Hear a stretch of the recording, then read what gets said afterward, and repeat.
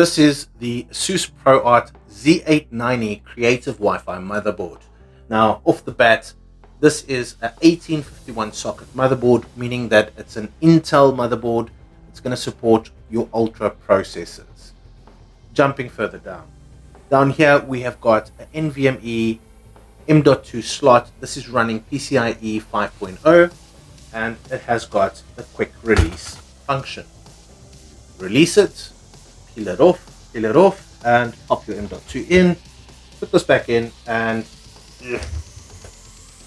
just like that, you're back in action. Further down over here, we've got an X16 slot. This is running PCIe Gen 5.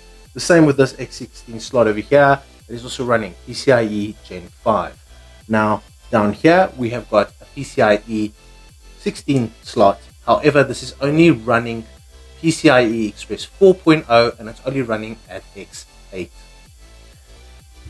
Let's look what's underneath.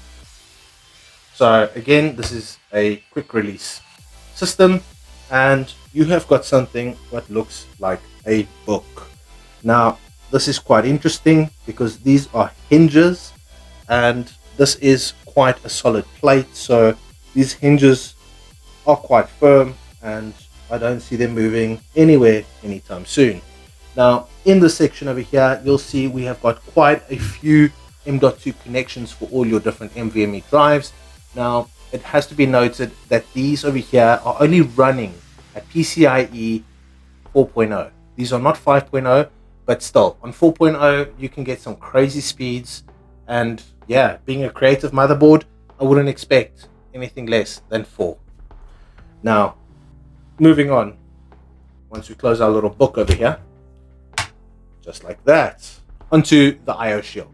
With the IO shield, starting off, the first port over here we have is a display in port.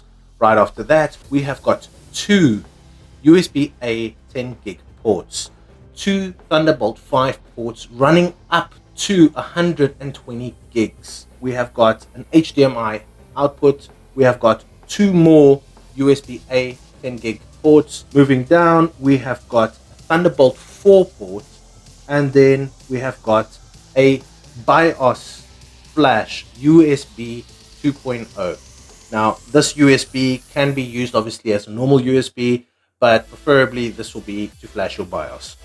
Moving up, we have got a 10 gig Ethernet port. Moving down, we have got two more USB 10 gig ports. And just above it, we have got another 2.5 gig Ethernet port. Your Wi-Fi 7 connections, these are Q release. You do not need to screw down your connectors. They simply just plug in and go. We have got a BIOS flash button, two 3.5mm jacks, one being for the mic and the other one being for your audio output. These are creative motherboards, and being a creative motherboard doesn't mean that you cannot game on these. These motherboards will do gaming. These motherboards will do overclocking.